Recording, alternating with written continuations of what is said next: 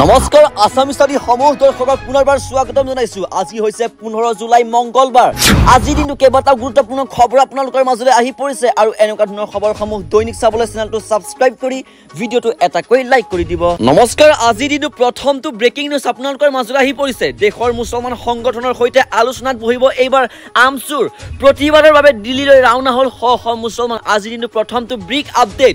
দেশৰ মুছলমান সংগঠনৰ সৈতে আলোচনাত বহিব এইবাৰ আমছুৰ। প্ৰতিবাদৰ বাবে দিল্লীলৈ ৰাওনা হৈছে বৰ্তমান শ শ মুছলমান। একত্ৰিত হ'ব দেশৰ সকলোখিনি মুছলমান সংগঠন। উচ্ছেদৰ নামত চৰকাৰে চলোৱা উচ্ছেদৰ বিৰোধিতা বৰ্তমান দেখিবলৈ পোৱা গৈছে আমছুৰ। মুখ্যমন্ত্ৰীক উচ্ছেদৰ নামত এই কাণ্ড বন্ধ কৰাৰ দাবী কৰিছে আমছুৱে।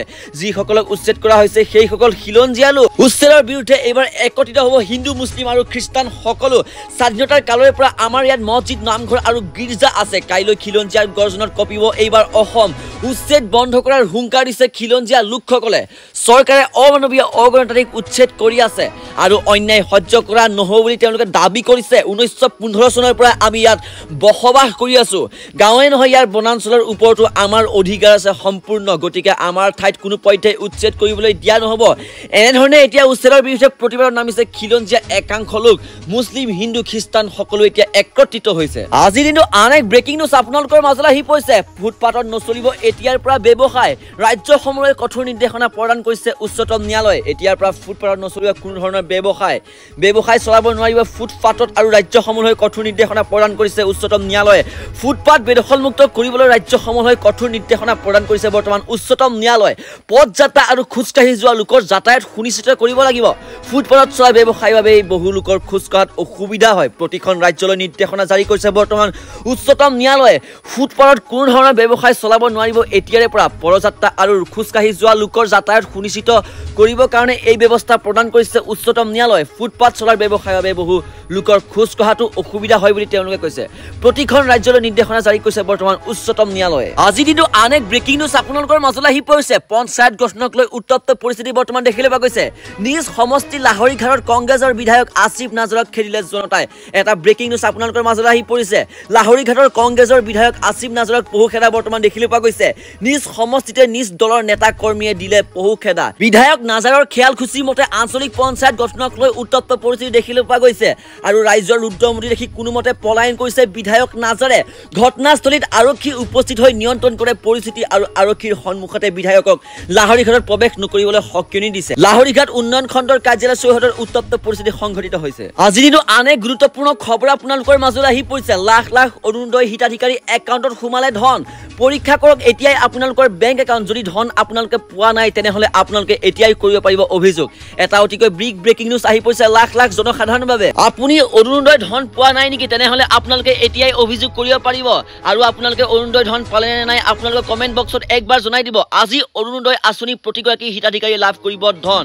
যদি আপোনালোকে এতিয়ালৈকে ধন পোৱা নাই তেনেহ'লে আপোনালোকে শীঘ্ৰেই এইকেইটা কাম কৰি লওক। প্ৰতিগৰাকী হিতাধিকাৰীৰ একাউণ্টত জমা হৈছে 1250 কোটি টকা। বৃদ্ধ পেঞ্চন, বিধৱা পেঞ্চন আৰু দিব্যাংগ আঁচনি হিতাধিকাৰীয়ে লাভ কৰিলে ধন। যদি আপুনি এতিয়াও ধন লাভ কৰা নাই, মেছেজ পোৱা নাই তেনেহ'লে আপোনালোকে শীঘ্ৰেই কৰক। আপোনালোকে হেল্পলাইন নাম্বাৰত অভিযোগ। ধন জমা নহ'লে আপুনি দিব পাৰিব আপোনাৰ অভিযোগ। প্ৰতিগৰাকী জনসাধাৰণৰ বাবে আহি পৰিছে এটা অতিকৈ বিগ ব্ৰেকিং নিউজ।